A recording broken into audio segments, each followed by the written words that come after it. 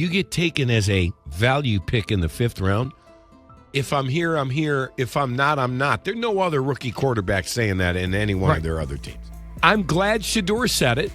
I'm glad that he let the Browns know. Not an ideal situation, but I want to make it very clear to everyone.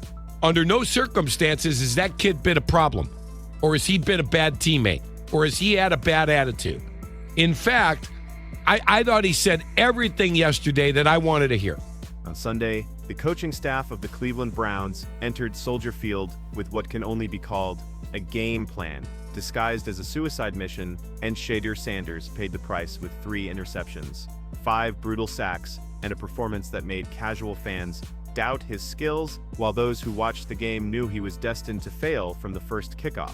The purported offensive mastermind Kevin Stefanski, who has received recognition for his inventiveness and meticulousness throughout his coaching career, presented a game plan that was so out of touch with reality and so inappropriate for his players that it verged on coaching malpractice. This was more than just a young quarterback having a rough day, or one team outperforming another. This was a total failure to position your franchise quarterback for success, a form of organizational sabotage, and given what they saw in Chicago, Browns supporters have every right to be incensed. Although the final score of 31-3 only tells a portion of the story, it is a significant one since it depicts total dominance from beginning to end. Late in the game, the Browns lost a game that wasn't particularly competitive. A few plays here and there didn't make the difference in this close game. This was a methodical dismantling of a Cleveland team that arrived in Chicago unprepared, understaffed, and seemingly led by a staff that had not learned from the previous week's triumph. Even his most ardent supporters would recoil at Shedeur Sanders' final statistics: 777 yards, 18 completions on 35 attempts, 3 devastating interceptions, and no touchdown. The Browns lost 35 yards as a result of his 5 sacks, leaving their rookie quarterback bruised and wondering if his own team would support him. For Browns supporters who actually attend the game instead of merely glancing at box scores and basing their opinions solely on statistics, this is what makes the situation so frustrating. The Browns' offensive strategy against Cam Ward and company was shrewd, effective, and precisely suited to Sanders' strengths just a week prior. Fast outs that quickly removed the ball from his grasp. He was able to distribute screen passes to playmakers in space, created rollouts that allowed Sanders to use his athleticism and create with his legs outside the pocket. He was placed in successful situations by the coaching staff. Early on, I gave him simple completions to boost his confidence and let the game come to him organically as a result. Browns supporters were genuinely thrilled about their quarterback's future after his performance, despite the fact that the team still lost. What then was different between that successful strategy and the Chicago catastrophe in just 7 days? Did Sanders suddenly lose his ability to play quarterback between games? Did he lose all of his talent? Obviously not. The entire offensive strategy, the philosophy, and the game plan were altered. Stefanski and his offensive staff apparently decided to throw all that progress in the trash and asked Sanders to operate in a traditional drop-back passing attack behind backup offensive linemen against a playoff-bound defense that was going to bring maximum pressure and aggression. This was in contrast to learning from what worked and building on that foundation, as well as realizing that Sanders performs best when given quick reads and opportunities to get outside the pocket. It is impossible to overestimate the influence of the offensive line situation on everything that went wrong on Sunday afternoon.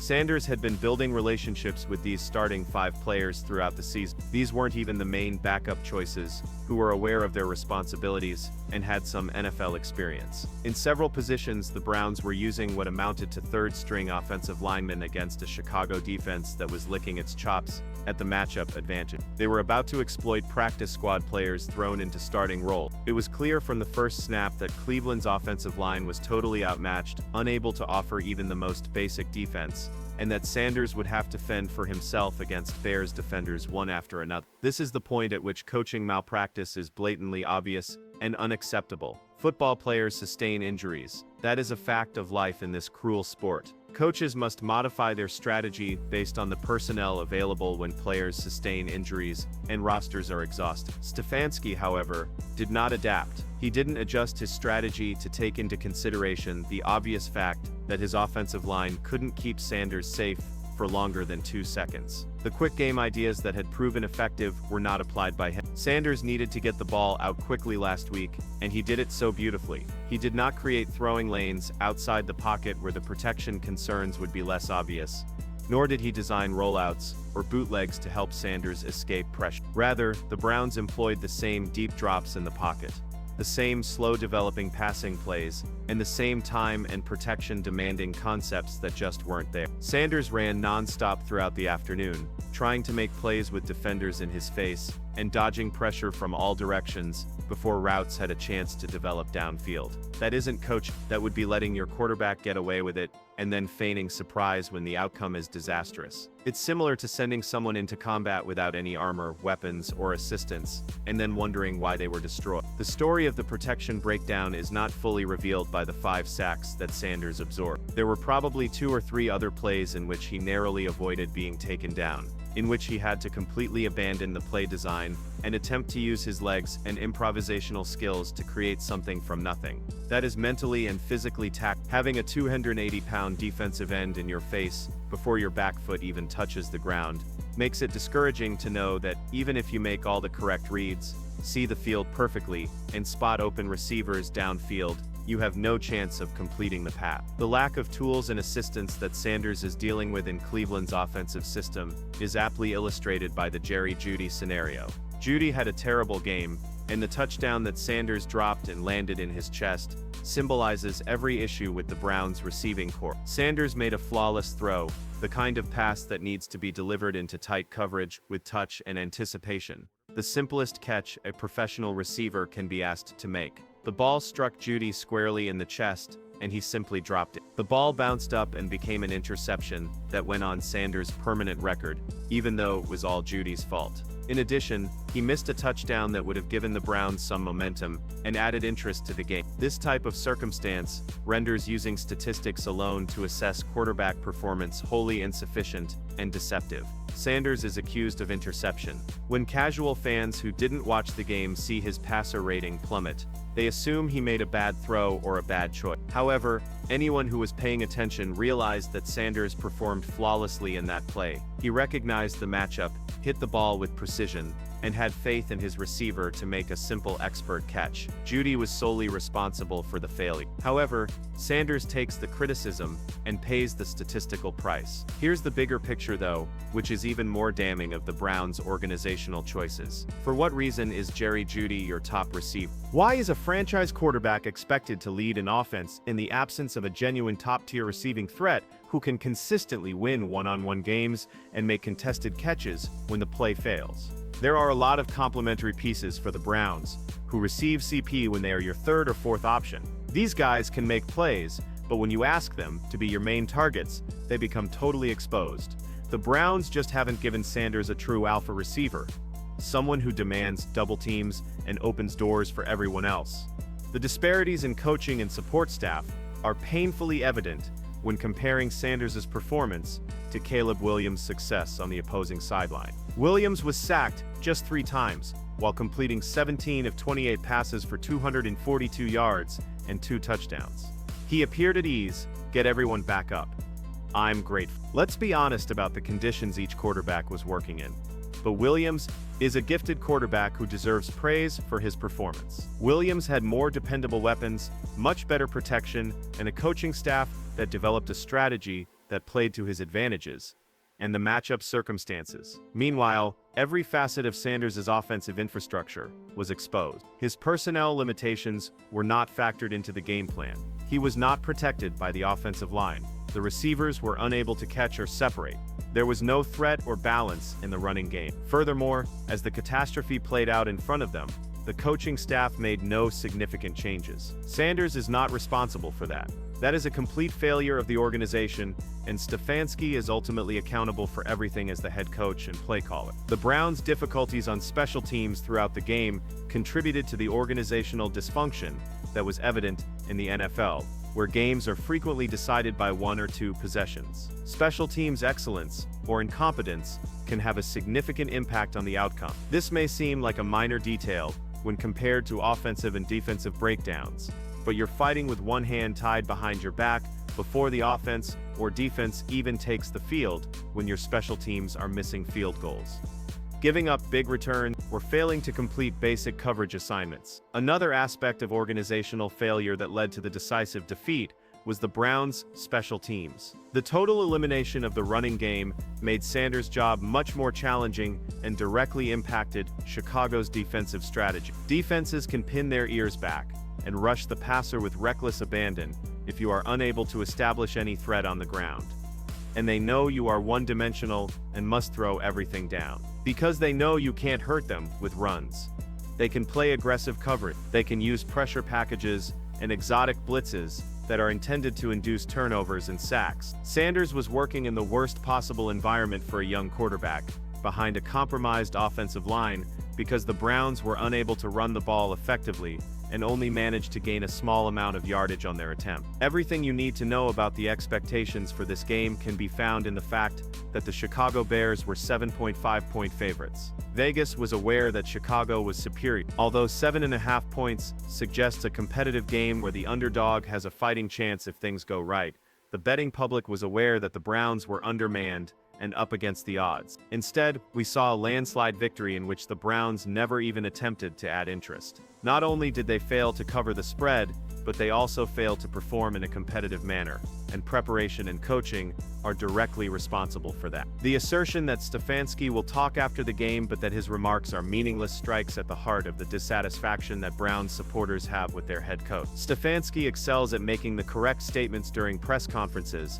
and crafting well-crafted statements that, while technically correct, ignore the core issues that are ruining this team, while utterly evading responsibility for the coaching choices that set Sanders up for failure. He will discuss advancement, growth, and educational opportunities. Browns supporters are sick of business jargon instead of more meaningless platitudes about procedure and patience. They want an honest assessment of what's wrong and specific plans for how to fix it. The realistic course of action for a Browns team in dire need of long-term quarterback success is to build around Sanders through the draft. For this franchise, Sanders is the solution. There is no denying the talent. The mental composition appears to be appropriate. Talent alone is insufficient when you're playing behind third-string offensive linemen with practice squad receivers and a coaching staff that can't or won't modify their strategy to maximize your strengths, even though the work ethic and leadership are clear. The Browns must spend high draft picks on offensive line support, get a real number one receiver who can win on a regular basis, and surround Sanders with the resources he needs to succeed. The fact that Tennessee is not a playoff team and Chicago offers important background information for analyzing Sunday's events. Nobody anticipated that the Browns would stomp into Soldier Field and thrash a top-tier opponent vying for a postseason. However, there is a significant difference between losing a hard-fought game to a superior team and being completely humiliated due to the inability of your coaching staff to create a viable strategy. The Browns' defeat wasn't a simple one. They were outclassed, humiliated, and completely dominated throughout the entire game. Regardless of the caliber of the opponent, that is unacceptable. Anyone with a basic understanding of football should be able to see that Sanders cannot defeat playoff teams without the right equipment and support. Josh Allen and Patrick Mahomes do not win Super Bowls by themselves. They have strong running games, multiple weapons, top-tier offensive lines, and coaching staffs that make the most of their abilities. Sanders is being asked to play against playoff-caliber opponents while still learning the position and receiving far less support than those top quarterbacks. Since Sanders has been consistently let down by every facet of organizational support, the results shouldn't come as a surprise, and he shouldn't be held responsible. There is a significant difference between reactionary hot takes and well-informed criticism, which is why it is crucial that supporters of the game who actually watch it share their opinions instead of simply decrying Sanders. If casual fans look at box scores and notice 3 interceptions, they may think Sanders isn't good enough. Fans who actually watched every shot, however, realized that he was under constant attack throughout the afternoon, making plays with defenders right in front of him in an attempt to create something out of nothing, because the personnel and game plan surrounding him were wholly insufficient. Only one of those two entirely different accounts accurately depicts what actually took place in Chicago. The annoyance of people disparaging Sanders without cause highlights a larger problem in NFL fandom, where quarterbacks are unfairly held responsible for organizational shortcomings that are out of their control. Being the most noticeable player, the one who touches the ball on every play, and the position that receives credit for victories and blame for defeats under any circumstances, Sanders is a prime target. However, a fair assessment necessitates looking beyond the numbers and taking into account the performance context. Protection, weapons, game plan, opponent quality, and all other elements that affect a quarterback's potential. For a Browns team that has wasted decades cycling through unsuccessful quarterbacks, focusing on finding pieces through the draft to build around Sanders is the only practical way to move forward. Never pass up the chance to offer sufficient support to someone you finally identified as having genuine franchise potential. You continue to surround him with talented people. That is so. You spend valuable resources on receiving weapons and the offensive line. You take all necessary steps to increase his chances of success. The Browns should have plenty of draft capital to work with because they have been awful for so long. Whether they will make prudent use of those resources is the question. It's important to take into account the possibility that Stefanski's job may be in jeopardy if these shortcomings persist. Ownership must eventually consider whether this coaching staff can adequately develop Sanders and create game plans that give the Browns a realistic chance to contend. Poor offensive line play, insufficient weapons, dubious play calling, and a failure to adapt when things aren't working all point to more serious issues than bad luck or unfavorable events. If Stefanski is unable or unwilling to alter his strategy, perhaps it's time to find a coach who can make the most of the talent on this roster. If he keeps setting Sanders up for failure with poor game plans, after watching this game, what is your honest opinion? Do you believe that Kevin Stefanski's strategy undermined Shedeur Sanders, or were the Browns simply outclassed in terms of talent? Should the organization focus on building through the draft and exercise patience, or should they make changes to the coaching staff? To what extent does the infrastructure surrounding Sanders bear responsibility? If you watched the entire game instead of just the statistics, please share your actual thoughts in the comment. Press the like button and subscribe to the channel if you want to be informed about all the most recent Shedeur Sanders news, Browns drama, and NFL event. To ensure you never miss an update, click the notification bell, and we'll discuss what must occur in order for the Browns to genuinely support their franchise quarterback going forward. I'll see you in the next one.